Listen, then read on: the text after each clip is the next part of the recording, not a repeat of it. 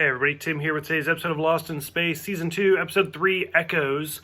So this was a really good episode. This is probably my favorite episode of the season so far. And every episode has been so different, it's actually kind of difficult to judge them against each other's. So from the beginning, where we see the Robinsons boarding the Resolut, and it's just abandoned. And so already it's got this creepy alien sci-fi type theme going on. I really enjoy the scene with Maureen and Dr. Smith together. And she's like, I will do anything for who I love. And who I love is myself. And it's like, okay, so Dr. Smith is clearly insane. But it's great. It's really interesting. And so I like how we're still calling her Dr. Smith, even though we know that's not her real name. And Maureen even kind of throws that out there. Like, okay, Dr. Smith or June Harris or whatever your name is. And we start getting flashbacks of June and her sister Jessica and their mom, being in the boat. Which, by the way, the mom in that scene was, who is it? Angela Cartwright, I think? And who played the original Penny Robinson in, the original Lost in Space. So that was kind of great. And even in that flashback, we see, where June, Dr. Smith, is stolen somebody else's identity. Somebody who has died. She stole their identity, and that's why they're in that person's boat. So we already know she's not this accidental bad person. She is clearly demented, sociopathic levels.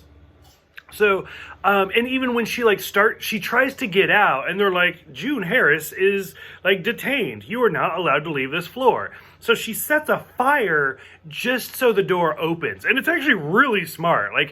The whole first season almost seemed like she was good at manipulating people, but it was almost just wrong place, wrong time. So far, this season is more of she is actually a super genius. We've been underestimating her the entire time.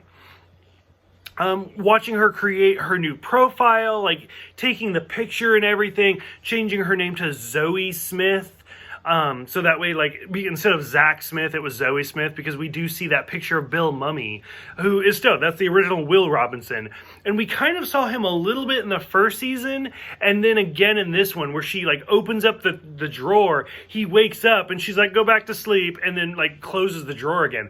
So it's kind of great that we see both Bill Mummy and Cartwright in this same episode.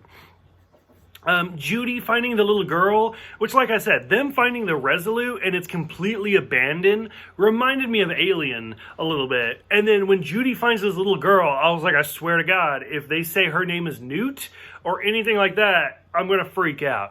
They didn't, and it made sense, but still, the fact that this little girl has been roaming around here by herself for who knows how long, I was like, okay, so, we kind of get it.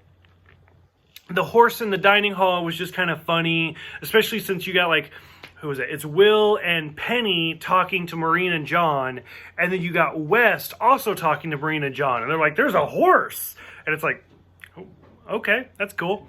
So we see all of that, and then finally the big twist at the end with the rescuers coming up, and they're like, you've gone through the looking glass. I don't know what it is about sci-fi. Any sci-fi program ever, there's an unwritten rule, or maybe it is written down in Hollywood, I don't know, that has to say you have to mention Alice in Wonderland and going through the looking glass at some point. I don't know why. I feel like it's so overplayed, it's almost annoying and distracting at this point. But when the rescuers show up and they're like, you're through the looking glass, and they mention oh, that's the Scarecrow talking about the robot. Clearly some stuff is going on that we don't know about.